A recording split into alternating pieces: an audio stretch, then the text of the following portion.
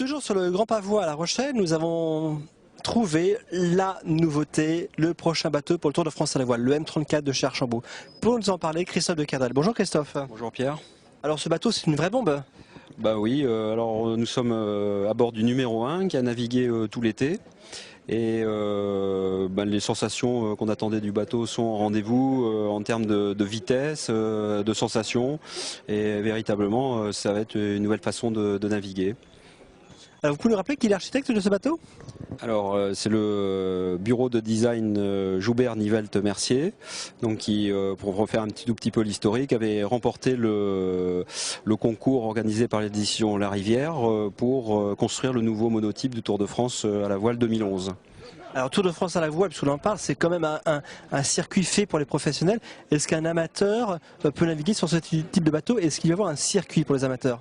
Oui, bien sûr. Alors, il y a effectivement un classement au Tour de France professionnel, il y a un classement amateur, il y a aussi un classement étudiant.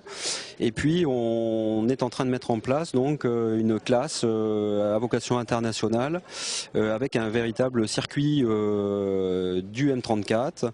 Et on démarre donc dès l'année prochaine avec le Spi West, qui sera vraisemblablement donc la première rencontre du championnat de M34 2011. Christophe, vous pouvez nous rappeler un petit peu les caractéristiques techniques de ce bateau? Oui, alors le bateau fait 10 mètres 34, 2 mètres 98 de large. Il a une quille rétractable, donc il fait passer son tirant d'eau de 2 mètres 50 à 1 mètre 80, de manière à pouvoir le transporter sur la route. Et on navigue dessus. A priori, on est en train de définir les règles de jauge et avec un équipage de 7 personnes. Alors le chantier Archambault, bien sûr, commercialise ce bateau.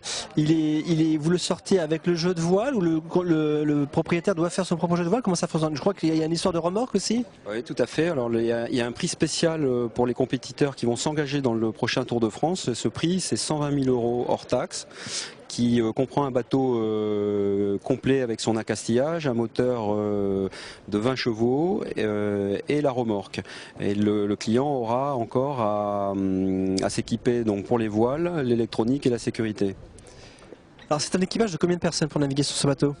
Alors on est en train de finir les règles de jauge pour définir l'équipage maxi ou le poids d'équipage maxi autorisé, et l'équipage va être de l'ordre de 7 peut-être 8 personnes. C'est pas encore tout à fait fixé. On est en fait dans la phase de mise au point finale où nous opérons les derniers arbitrages pour parfaire la mise au point.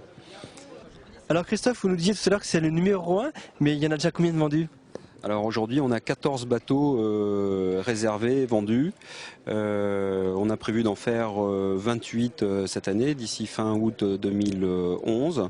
Donc il y a un intérêt en France évidemment pour le Tour de France, mais aussi beaucoup de clients qui viennent de l'export, donc qui viendront certainement naviguer et participer au Tour de France, mais qui vont faire du M34 dans leur pays et qui vont monter des associations de classe. Donc il y a un engouement pour ce bateau qui est vraiment novateur.